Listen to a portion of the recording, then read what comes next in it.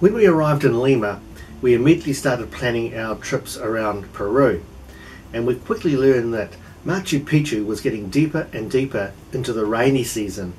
Now what that means is that because of its altitude, it's going to be all in cloud. So unless we left for that area ASAP, we risk seeing nothing. So the very next day we organised our plane tickets to Cusco, and then after that had a quick look around the neighbourhood, and the day after that departed for Cusco. What's that thing? I think it's dried banana. Must be very sweet. Mind you, everything here is super sweet. Yeah, and they load up the kids with sweets as well, sugar. Very sweet. Put sugar in their Coke. Breakfast, lunch and tea. Yeah. Okay, go.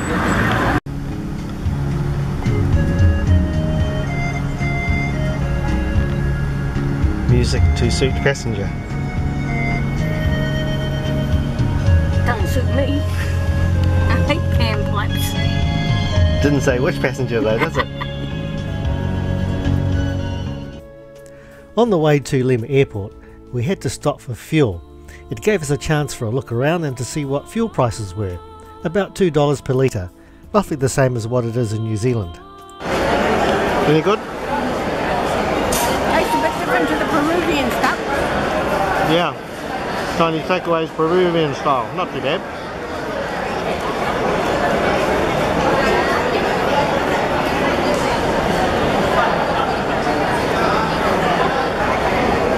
Well, we don't know what this stuff is, but everyone's drinking it. Everyone's drinking it, so we thought we'd go over and buy some and see what it is. Try this. What is it? It's quite fruity and sweet. Like everything here. Triple dose of sugar. I thought the sign said Peruvian cola or something like that, maybe. No, the Peruvian cola is green coloured. Oh, so this is something else. Greeny yellow. This is something else. You try it. Okay. What's the verdict on this stuff? It's quite drinkable, but it's like everything here. It's super sweet.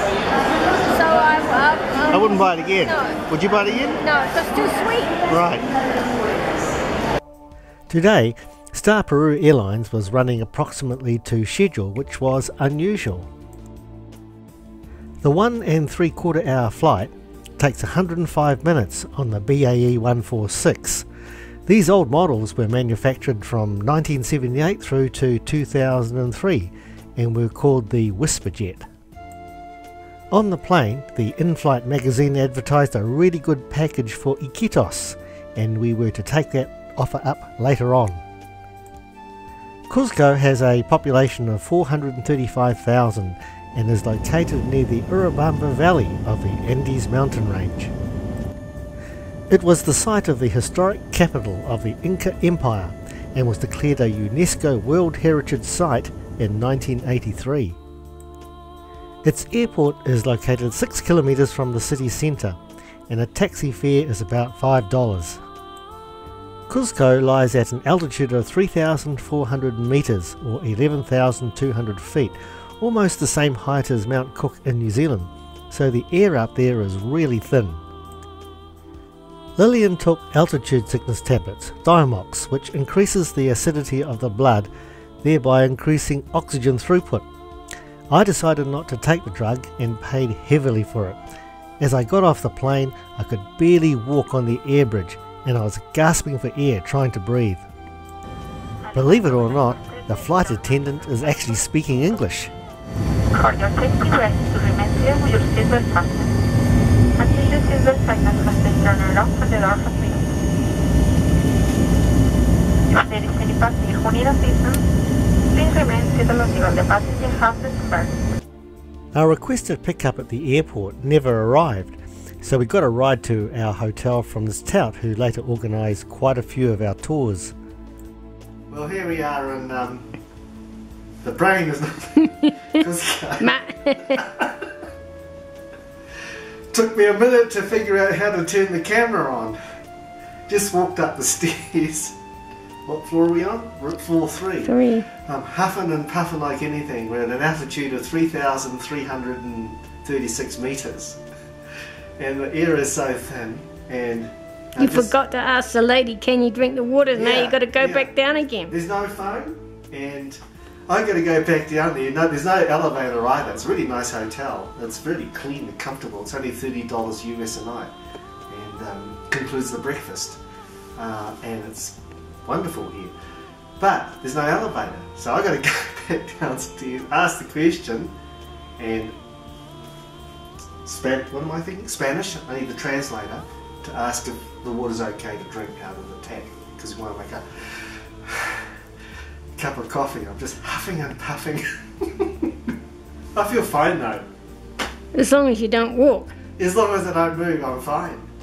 No headache, no nothing at this stage, and I've been here 3 hours, so it's coming up to the time where things start taking effect, but so far so good.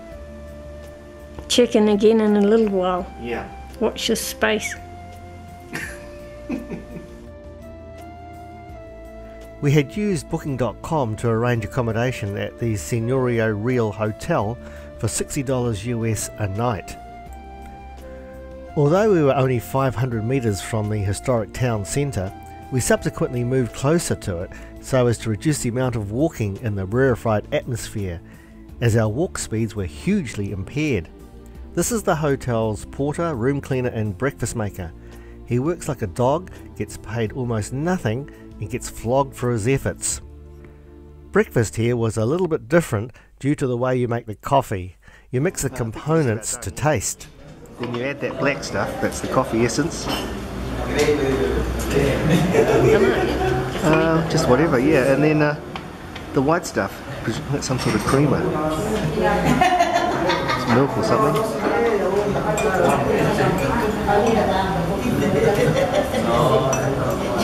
It's quite nice.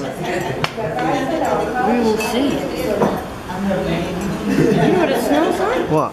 That old, What, not jandals again? no, it smells like the old coffee and milk you used to get in the can in New Zealand years Right, ago. that's probably what it is then.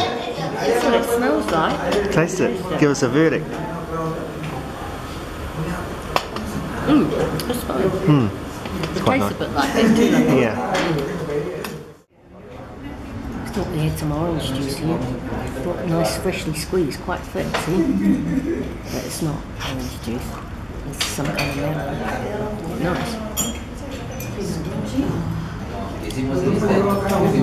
Oh, quite nice.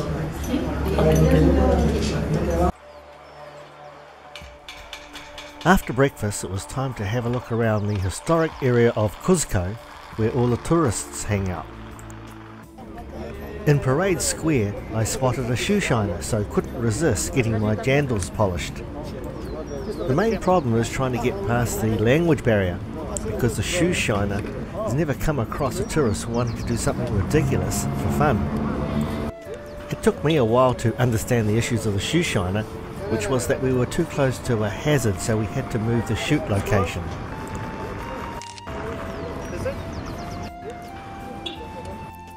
I did the same thing in Cairo and also in Istanbul.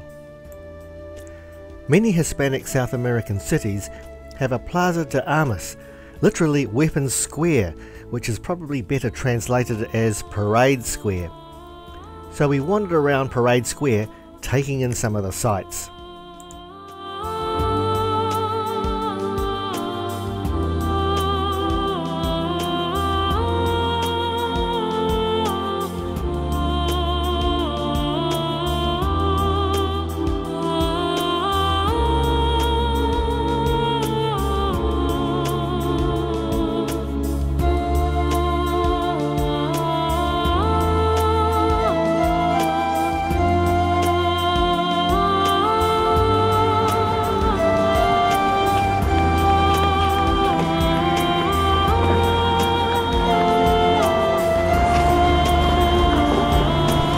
$5. You buy different color. 5 for 20, okay? For you 4, 1, No, maybe just one. 1, 5. 5. 2, 10. No. Give different color, right? Alpaca and brown. I just like the white one. Yeah, video. Smile. Cheese. I don't know where the smell's coming from. These ladies were conning tourists into thinking they were holding a vicuna, but this was just a lamb dressed up as one. This reminded me of a similar thing they do in Tijuana, where they paint up a donkey to make it look like a zebra just for the tourists. You gotta go? You gotta go? Go take it in.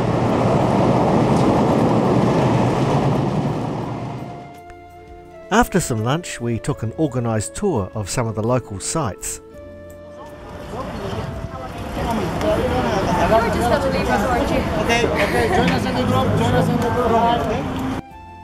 First up was the Cusco Cathedral, a UNESCO World Heritage Site. We spent quite a bit of time in there looking at colonial art, artefacts, relics, gold and silver objects, and the famous Last Supper painting, which features roast guinea pig on the Last Supper table. No photos are permitted in there.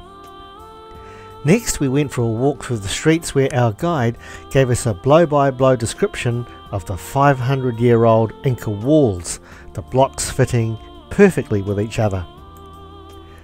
This is the site of the Temple of the Sun, which is one of the most important temples in the Inca Empire.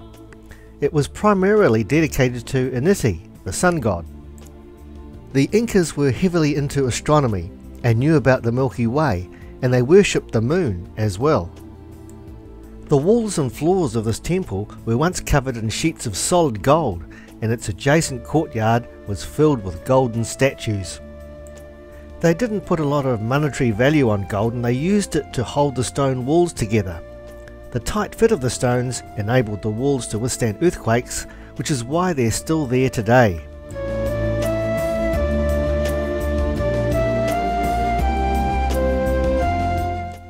From the temple, there are stunning views of the surrounding area.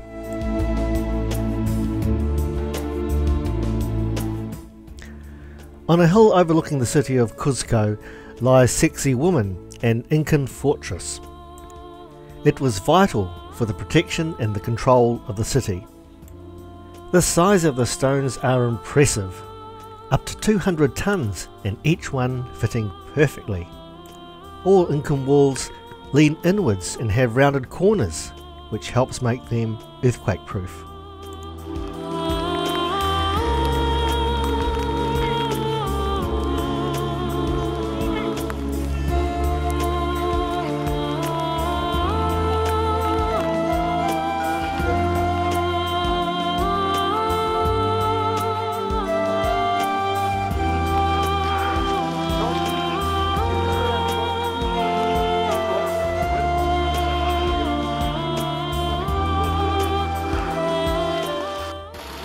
This is our second day in Cusco. Doing pretty well really.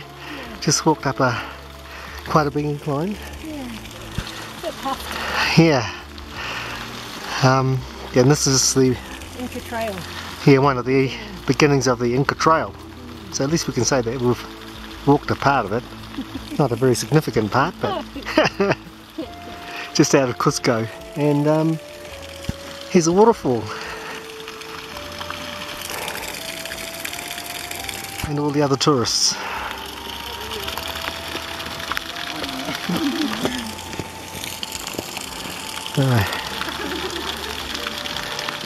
Not a nice day. Next stop was Cuenco, which was a site used for funerals and other rituals related to death.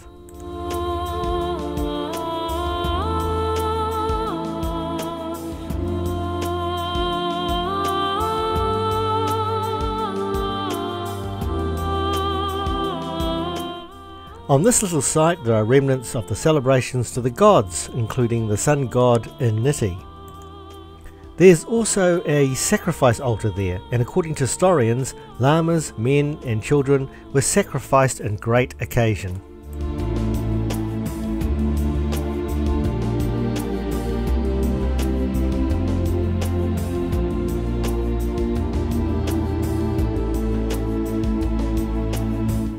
Our final obligatory stop for the day was the alpaca gift shop.